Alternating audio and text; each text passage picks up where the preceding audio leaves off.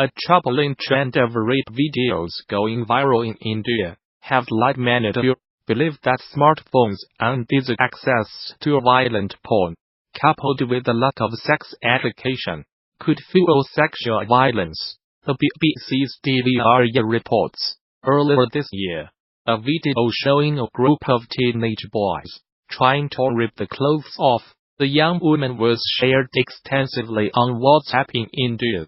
In it, she is urging them to stop using the term boy young, Hindi for brother, but they are cheering, laughing, clearly enjoying themselves. As the video went viral, police were able to establish that it was filmed in a village in the northern state of Bihar. The accused teenagers were arrested. The arrests caused anxiety in their village in Jahanabad, a 4-hour drive from the state capital Patna, where village elders blamed the entire incident on smartphones. Making pornographic material or sharing it is illegal in India. But even as it becomes easier to access pornography thanks to cheap data and smartphones, there is concern that this is not being accompanied by any meaningful understanding of sex and relationships. Local boys in the village freely admitted to the BBC that they watched videos of molestation and rape. One 16-year-old said he had seen more than 25 such videos, adding that his friends often shared them on their smartphones. Most boys in my class watch these videos together, and sometimes by themselves. Another boy said, "It feels fine, because everyone does it." Experts say this kind of introduction to sex is typical for many Indian men. We have not grown up being given sex education and having normal adult conversations about these things, says filmmaker and writer Paramita Ora. She runs the website Agents of ISHQ, Romance, which encourages open discussions about sex. When people only watch violent sexual content, it is very desensitizing, because they start believing that violence is the only way to get pleasure and that female consent is unimportant. India has 400 million smartphone users, and more than half of them use WhatsApp, which is the medium often used to share such videos. In a statement to the BBC, WhatsApp said, "These horrendous rape videos and child pornography have no place on our platform. That's why we have made it easy to report problems like this so we can take appropriate action, including banning accounts.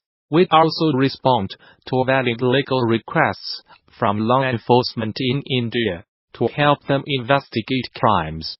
Concerned after a case in which some young men get raped as a girl after allegedly watching porn on their mobile phones, a court in the northern state of Uttarakhand asked the federal government to reinstate a 2015 ban imposed by the Supreme Court on websites hosting violent pornography. It had been revoked almost instantly due to widespread protest.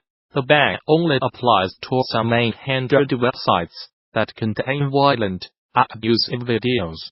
This does not seem to have had much impact, though. Within days of being blocked, one of the largest pornography websites had already set up a mirror site with a different URL for its Indian market.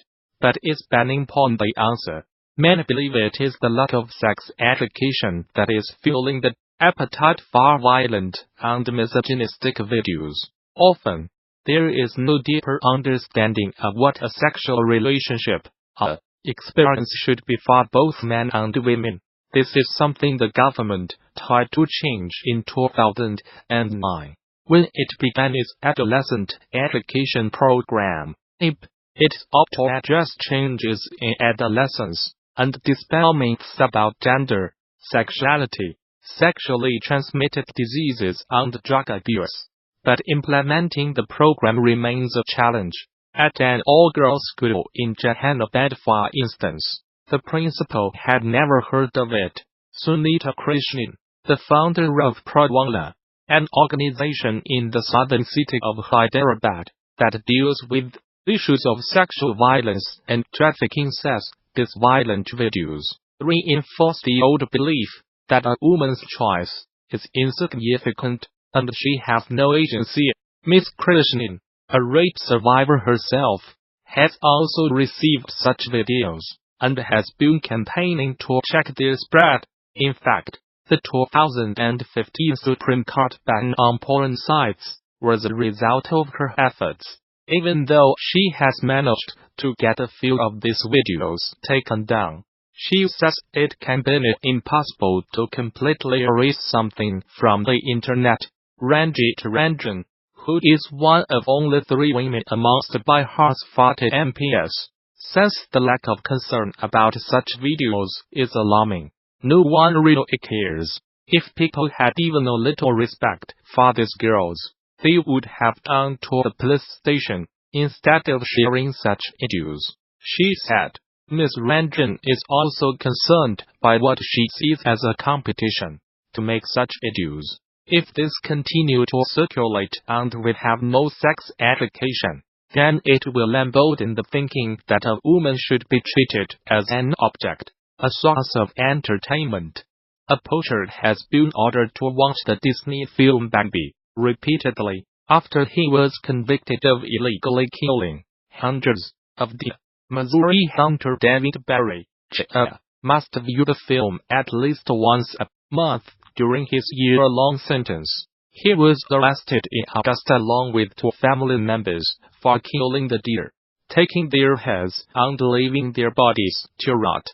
Prosecutors said it is reportedly one of the biggest poaching cases in Missouri history. On top of the jail sentence, the illegal deer hunting, Judge Robert George ordered Barry Jr. to view the Walt Disney movie Bambi, with the first viewing being on or before December 23, 2018. and at least one such viewing each month thereafter. During his spell in prison, the 1942 cartoon about woodland creatures shows a hunt to kill the mother of eponymous deer character Bambi. The months-long investigation, spanning several states, led to the arrest of Barry Jr., his father David Barry, Sr., and his brother Kyle Barry, according to a local newspaper, the Springfield News Leader. While the total number of deer taken illegally is unknown, Lawrence County's conservation agent Tandy Barnes said it could be several hundred. Barry Jr. received a year-long sentence in Lawrence County Prison after pleading guilty to illegally taking wildlife. He has also been sentenced to a 1-to-0-day term in Borden County Prison for a firearms probation violation, and both he and his father had their hunting privileges revoked for life by the Missouri Conservation Commission. A poacher has been ordered to watch the Disney film Bambi repeatedly after he was convicted of illegally killing hundreds of deer.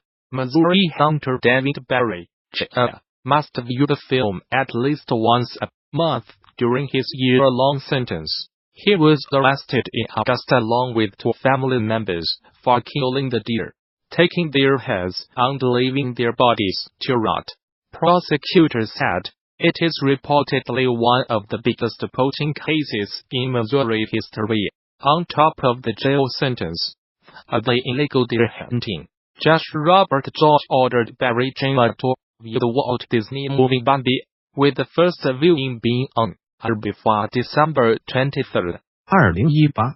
and at least one such viewing each month thereafter. During his spell in prison, the 1942 cartoon about woodland creatures shows a hunt to kill the mother of eponymous deer character Bambi. The months-long investigation, spanning several states, led to the arrest of Barry Jr., his father David Barry, Sr., and his brother Kyle Barry, according to a local newspaper, the Springfield News Leader. While the total number of deer taken illegally is unknown, Lawrence County's conservation agent Tandy Barnes said it could be several hundred. Barry Jr. received a year-long sentence in Lawrence County Prison after pleading guilty to illegally taking wildlife. He has also been sentenced to a 1-0-day term in Barton County Prison for a firearms probation violation, and both he and his father had their hunting privileges revoked for life by the Missouri Conservation Commission. The United States military says it has killed 62 fighters from the Islamist group Al-Shabaab in 6 airstrikes in Somalia.